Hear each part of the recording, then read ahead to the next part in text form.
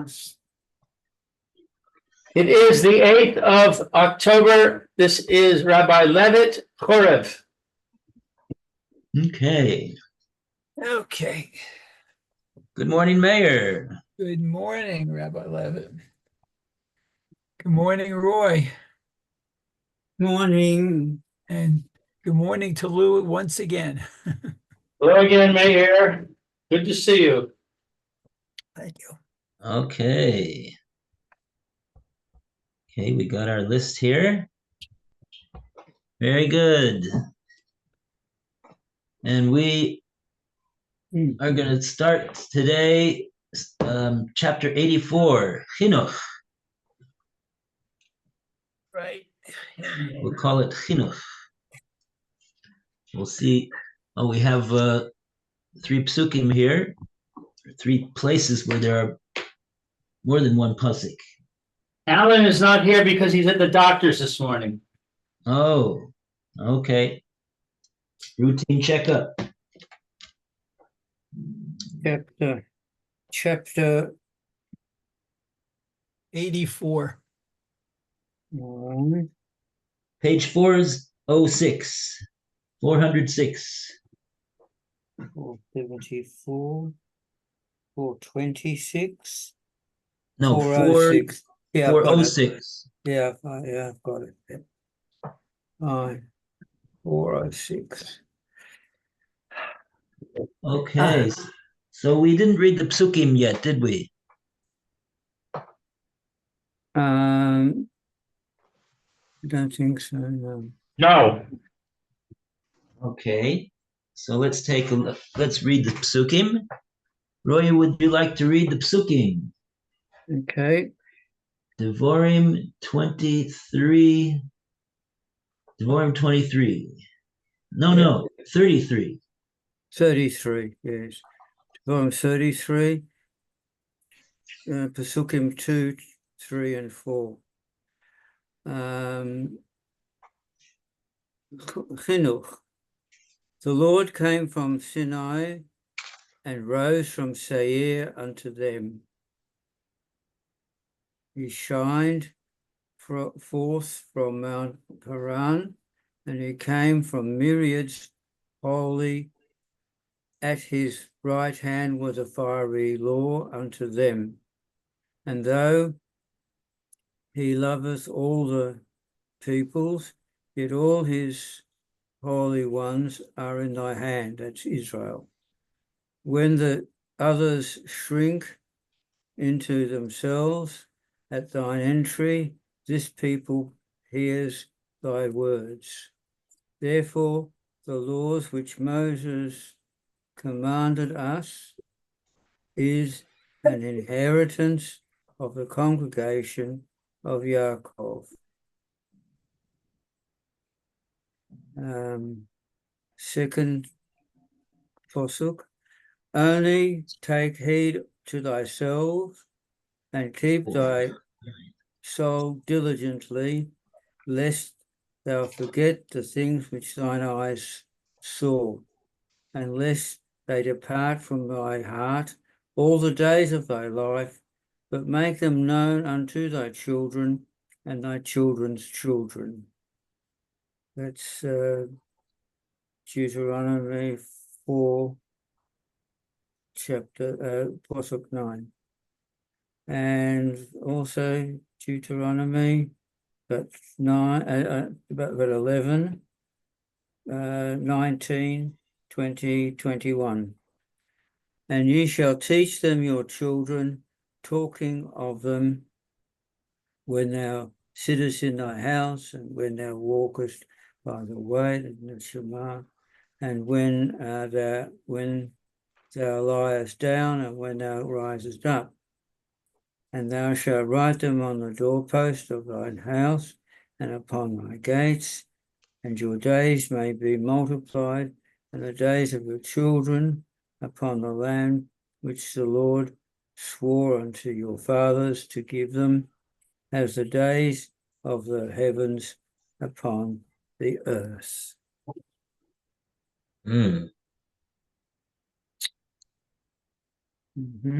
Okay, good.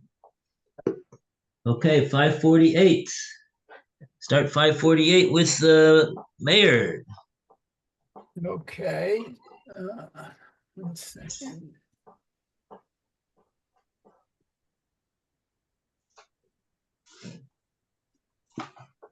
Says, if the highest of blessings is without question the bestowal of blessing, I'll see you in a little while.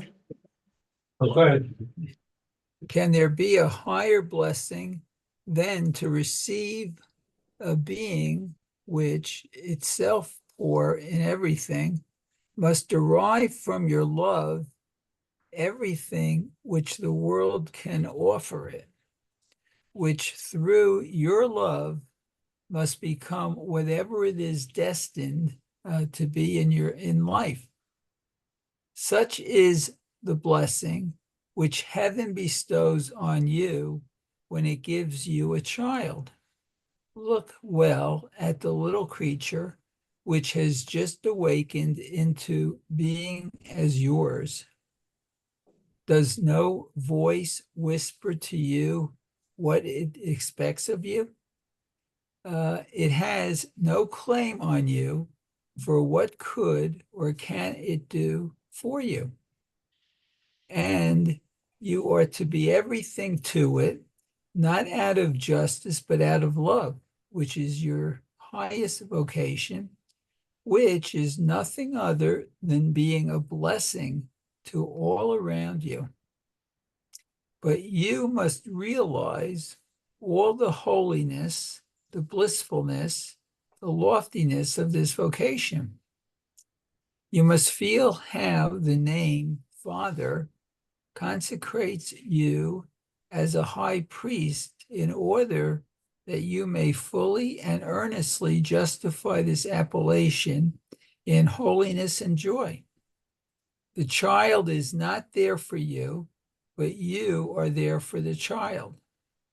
That is the lesson which the obligation devolving on you to redeem your firstborn should impress on your soul. And that is the first feeling that is expected of you, for therein lies the blessing.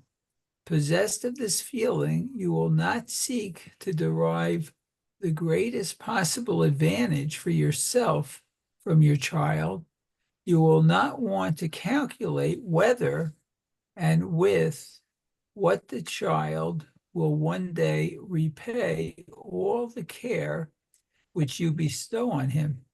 For you are there for him, and precisely in this impossibility of repayment on the part of the child lies the crowning blessing of being a father. For verily, if the opportunity of being able to devote yourself wholly to the welfare of a human being is not the height of your happiness, if giving is not incomparably more blessed to you than receiving, then you ought never to have been a father. In this high priestly frame of mind, you come before God and ask to what end he has placed such a sacred object as a human soul in your hand, what he desires you to be, to it. His voice comes back to you in the word of his servant, the law which Moshe has commanded us to in the inheritance which the father is to transmit to his child in the community of Jacob. Okay. For that purpose, it was given to you. You are to induct your child into the covenant of Abraham according to the duty which lies on you to impress the sign and seal of this covenant externally, also on your sons by means of circumcision. We are all brought forth for one purpose, every scion that comes to birth in Israel is to be Israel's son or Israel's daughter. For this one purpose, you are to bring up your child. For this ultimate purpose, it was given to you. You commit treason against what must be holy, what is most holy, if you neglect this. And just as in your daily life, there are not only certain hours, certain deeds, and words that are holy, but if you are truly an Israelite, every one of your thoughts, feelings, enjoyments, words, and deeds for yourself, for your house, for the community, for your prince and country, for every fellow creature, bears the stamp of God. Every ounce of your strength and every moment of your time is holy, because your whole life is service to God and fulfillment of God's will. So the training of your child for a life thus permeated with holiness is in every detail must also be holy through and through, the most sacred thing in life. Wow. Yeah, that's powerful, this segment. Okay. So the responsibility that and the that a person has when he becomes a father. This is what Rev Hirsch is saying. How do we understand this statement that he makes that if you don't have these qualities, then you ought not to be a father? I mean, Yeah. choice. It's a mitzvah. What? It's a mitzvah. You don't have a choice to say, okay, well, I guess I'm not cut out for this, so I'm not going to do it. You Oh. do it. Oh, you can't. You're not.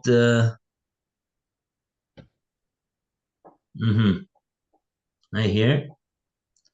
If the opportunity of being able to devote yourself wholly to the welfare of a human being is not the height of your happiness, if giving is not incomparably more blessed to you than receiving, then you ought never to have been a father. Yeah. Yeah, he's talking, I guess, from the standpoint of Musar. I don't know if he's talking halachically that it would constitute an exemption from the mitzvah of poravu.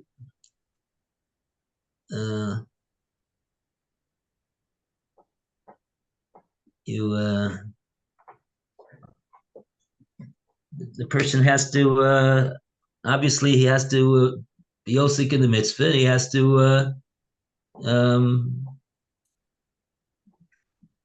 be prepared to be that type of person that could be a good father. This is what Rev Hirsch is saying. It's a very yeah.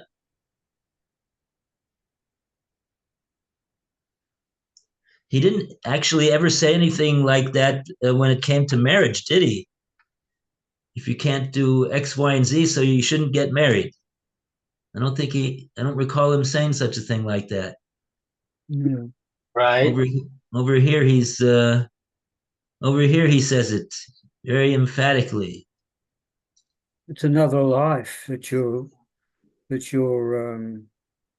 responsible for.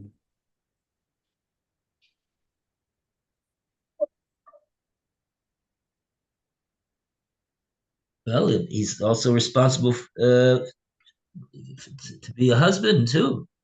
True. I don't think that he said this over there. Mm-hmm. This is yeah. He says here, which I sort of disagree with a little.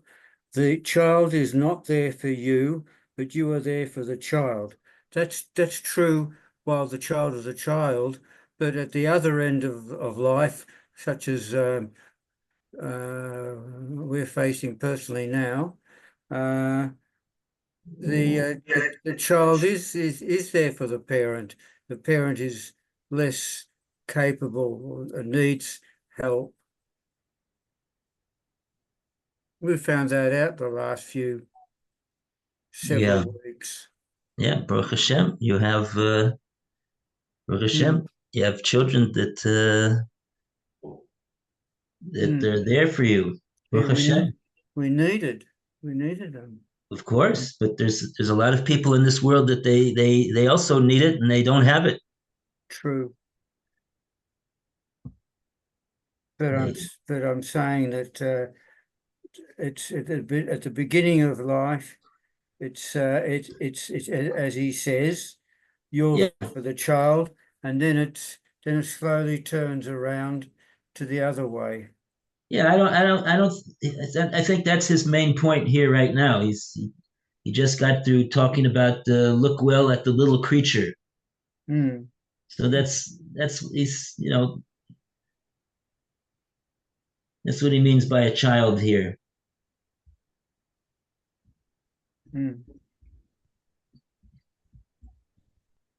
I think that's his point here. He also he addresses this a little bit, I think. He says that you will not seek to derive the greatest possible advantage for yourself from the child. You will not want to calculate whether and with what the child will one day repay all the care which you bestow on him. So I think he's saying, he's acknowledging that that's a fact, that the child will repay at some point, but he's saying we're not talking about that right now. Oh, right. Possessed of this feeling will not seek to derive the greatest possible advantage for yourself from the child. Will not want to calculate whether and what the child will one day repay all the care which you bestow on him. Yeah, because if you, right. Yeah.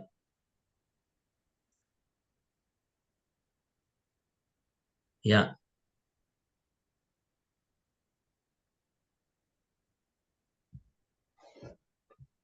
Mm-hmm.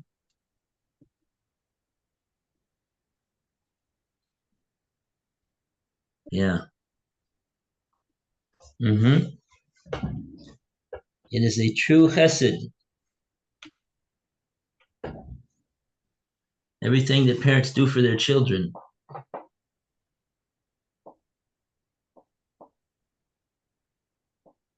Yeah.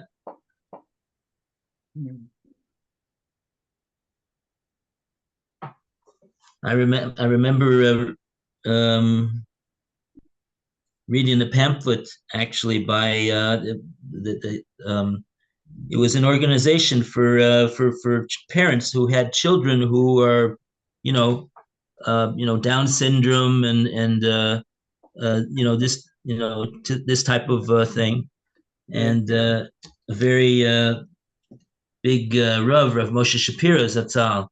He came to speak at one of their gatherings, and he said, you people are really fulfilling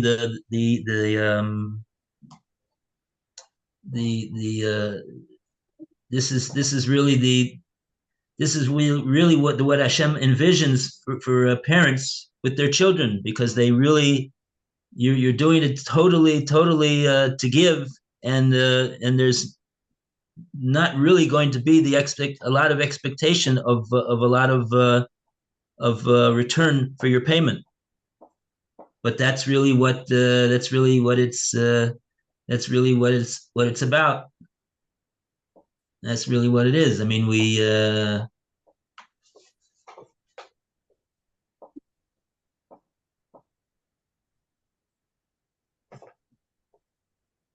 sometimes the parents give up those children, and other people take care of them, and they pay other people to take care of them. But he was talking to a group of parents that did not choose to do that. Okay. 549. Hanuch Lenar al Pi Darko. And we go to Lou to continue the reading. Equip and train up your child according to the requirements of his future path in life. This is the golden rule of education, which our law sets before us. Equip and train your child early for that which he is to practice when he has outgrown your guidance. Equip it by providing it amply with the means which its future activity will require. Train it by making it carry out already in its narrow circle and under your supervision the duties which await it when it becomes independent, so that it does not just begin to live when it enters life, but continues in wider circles and in more serious affairs what it has begun under your eyes. Give me a second here. My page is sticking. Here we go. Okay, that's it. Right. Okay. So this is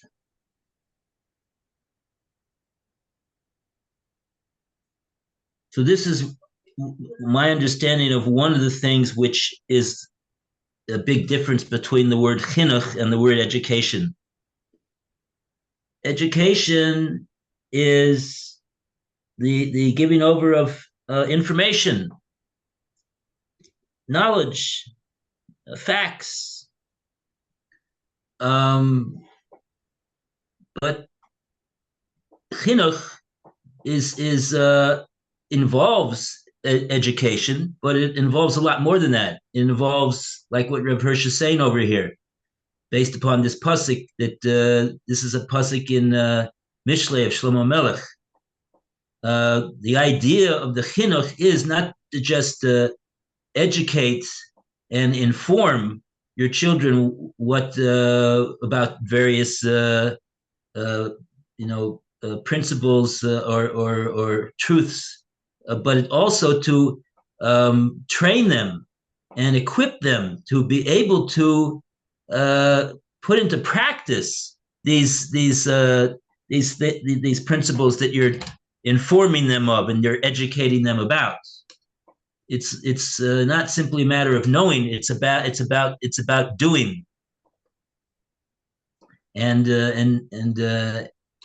not simply that when they're under your eyes that they're going to do that, but they're going to also continue in their lives independent of you, and they're also going to carry into their lives as independent adults these same ideals, because they've been trained and equipped to be able to do that. So that's the chinuch. It goes beyond education, and that's this pasuk. That's the word in this pasuk, chanoch lenar. So Rav Hirsch doesn't translate that word over here as educate your child. He says equip and train him. Okay. So there we're getting a little appreciation of what's the difference between education and what chinuch is.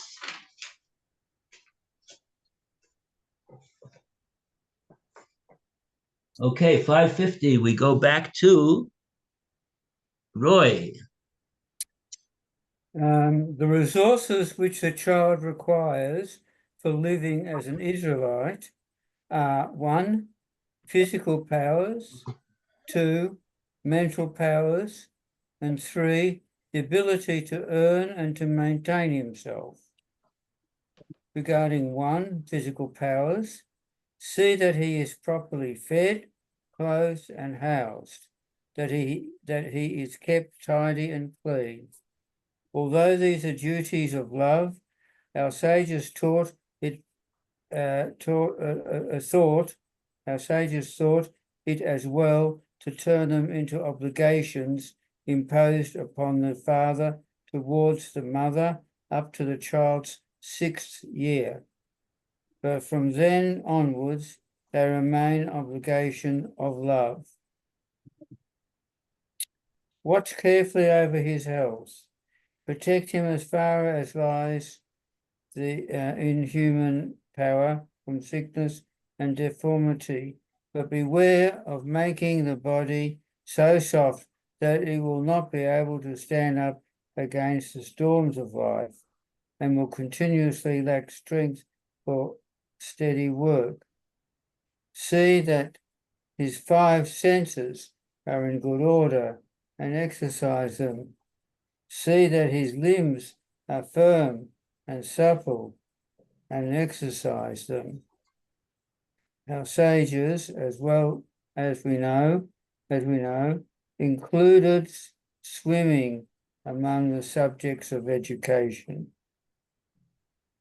Watch, too, over his articulation and try to cultivate it so that he may be able to speak clearly, distinctly, and pleasingly. I have a question about the statement early in this section 1, which says sages thought it as well to turn them into obligations imposed upon the father towards the mother up to the child's 6th year. I don't understand what it means towards the mother.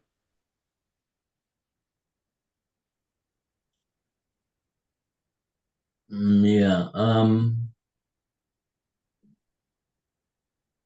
What does it mean towards the mother? Because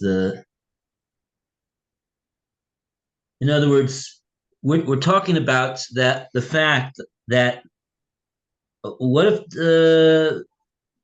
this is something that the Bezdin could force the husband to provide if for some strange reason he doesn't want to do this providing that every normal loving good father would want to do. It's something that could be imposed by the Bezdin upon the father. Who's going to do that? That's the province of the mother. The mother would in other words, it's the way that the sages framed the obligation. They framed it in a way that the mother would be able to summon the father to Bezdin and demand that he fulfill these obligations. Oh. A child would not have the wherewithal to be able to do that. So who's gonna stick up for the child? Mm-hmm.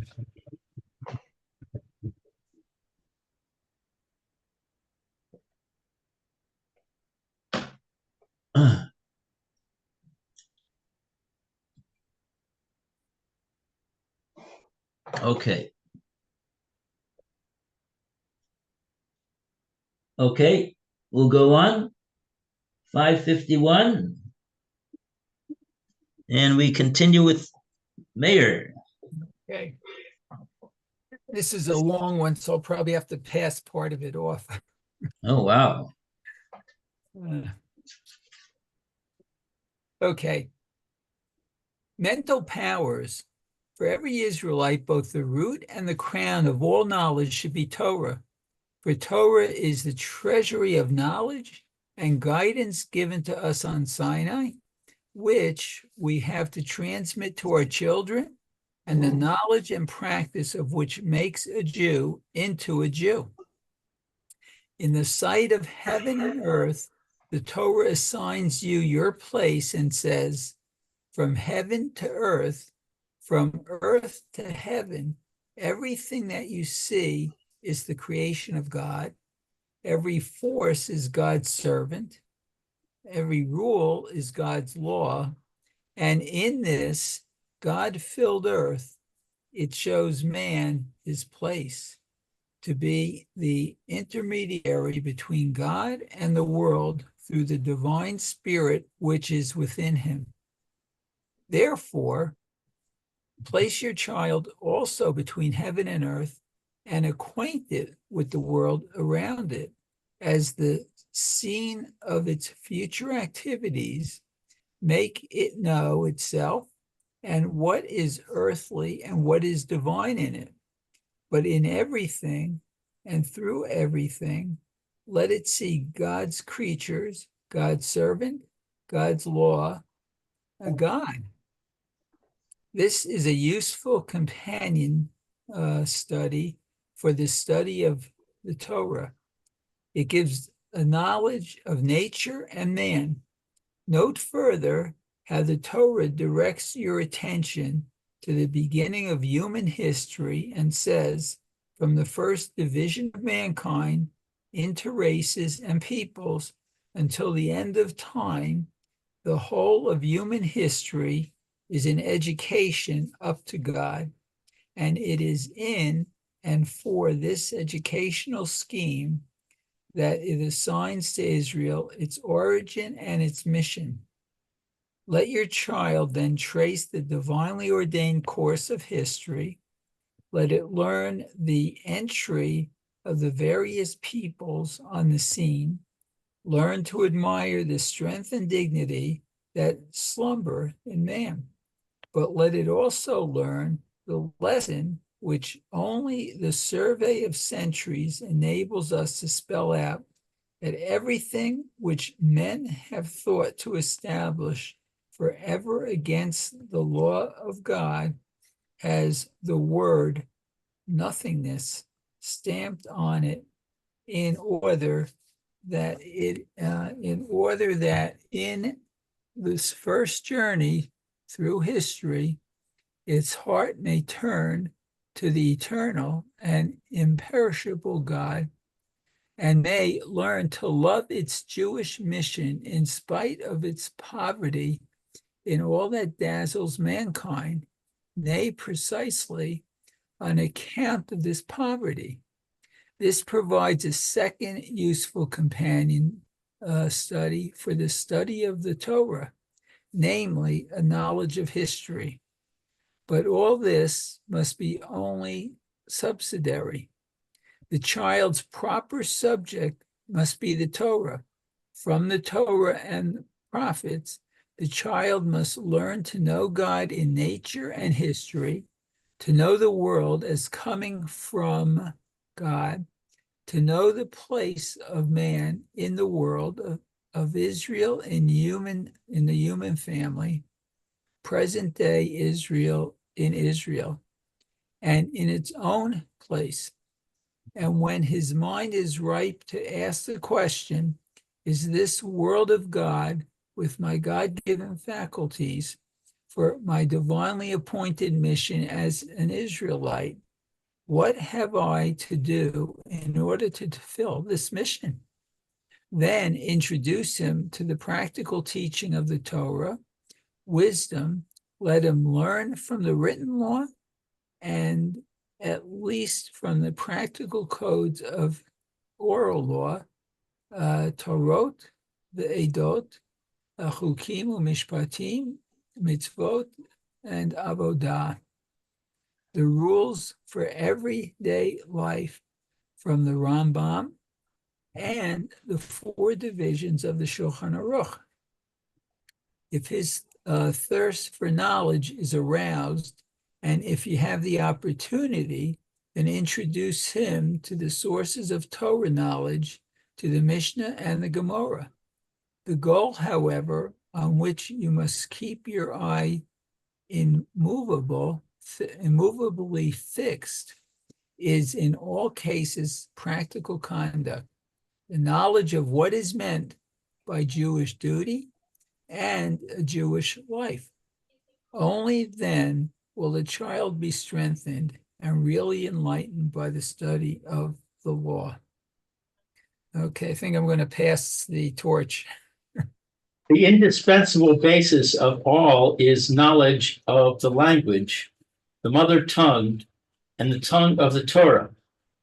From an early age, every child in Israel should become familiar concurrently with the language of his country and with that of the writings which are to guide his life, namely Hebrew. In and from these writings, he would derive his understanding of things and their relations. From them, his ideas should be illustrated and clarified. From an early age, his spiritual life should be developed by them. Anyone who realizes how a man's whole way of thinking takes its stamp and coloring on the language in which he speaks and thinks will agree with our sages in regarding it as a matter of some consequence that the child should learn the holy language of the scripture at an early age. Hebrew footnote. Oh, I can't read that. With it, you place in his hands the key to realizing that the scriptures ought to be the basis and source of life, and also to making them actually his constant companions in life. Begin therefore with the language, and let him first read the Torah more with a view to enriching his knowledge of the language, but at the same time enrich him with such knowledge of the subject matter of the Torah as he can grasp, with a knowledge of his world, and make him acquainted early with the history of his people, and from both studies teach him to know God and revere and love him, and so proceed until you can read the law and the prophets with him for the sake of their contents, at the same time widen and deepen his knowledge of nature and history, so that the contents of the Torah shall become more vivid to him. So you continue until he is able to read the Torah for the knowledge of his duties, and then you can join on to it instruction in the oral law also. That is the natural way which leads to truth and life, as it has been laid down for us ages ago in the Mishnah. At 5 years of age, for the Mikra, i.e., begin with the reading of the scriptures accompanied by some instruction in the language and subject matter. At 10 years, for the Mishnah, i.e., begin to teach him his duties with instruction in the rudiments of the oral law. At 13, he is ripe for performance of the religious duties. At 15, for Gemara, i.e., deeper penetration into the knowledge of the Torah. Why has this system been abandoned? Why has it been perverted? Alas, through a misunderstanding of this one saying of our sages, much has gone wrong in our affairs. We have fallen into numerous errors. And what has been the penalty? That Israel's own special branch of knowledge, namely Torah, has been driven out of her life and consequently out of the field of knowledge, so that we can now find Jewish education in schools in which you may look for everything except the Jewish spirit and the Jewish law. Wow. Mm-hmm.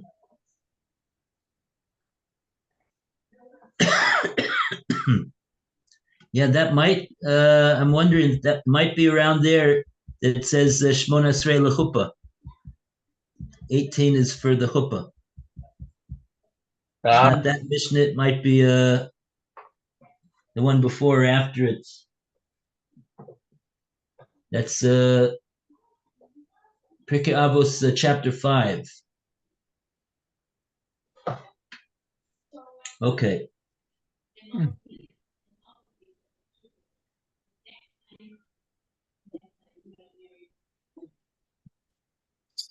Yeah. Okay. 5:52.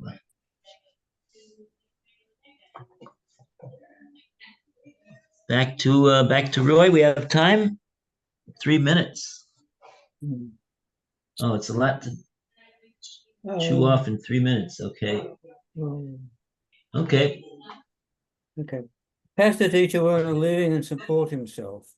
The attainments which are to fit the child for its future career must include such knowledge and skill as will one day assure him of the possibility of becoming self-supporting as you have been, also of forming a circle around himself and bringing into it possessions of his own, and from that circle with these possessions of having a full life of justice and love, and so transmitting to the next generation what he has received from you.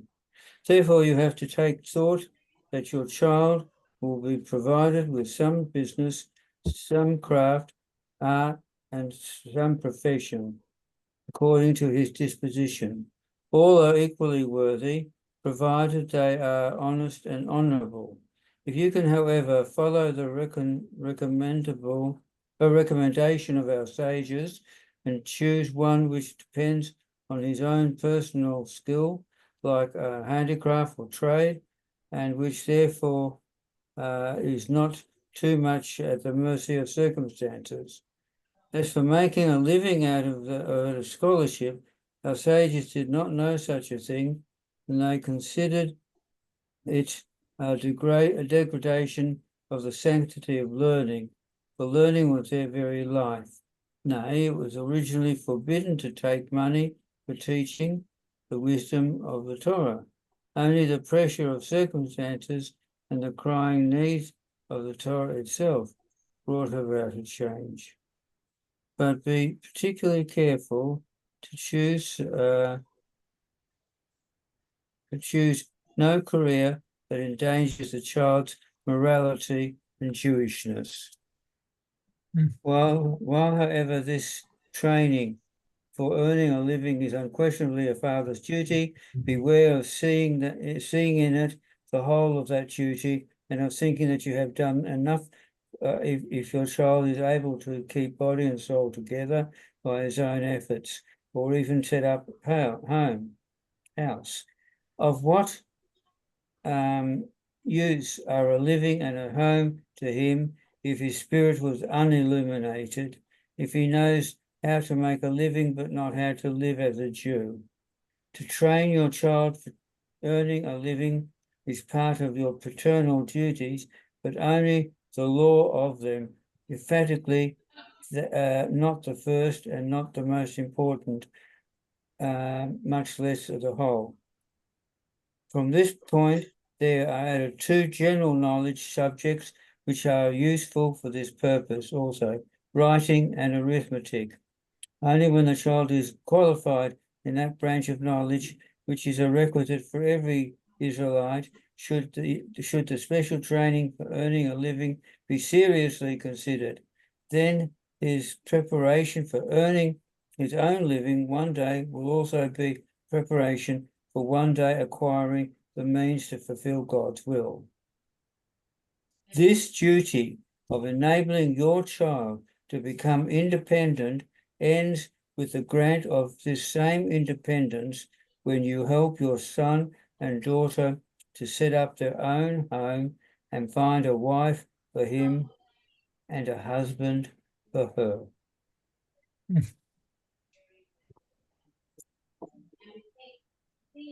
Thank you, Rabbi. Okay. All the best, everybody. Have a great day. You All too, right. Rabbi. Thank Especially you. to Mayor. We'll be back. Okay.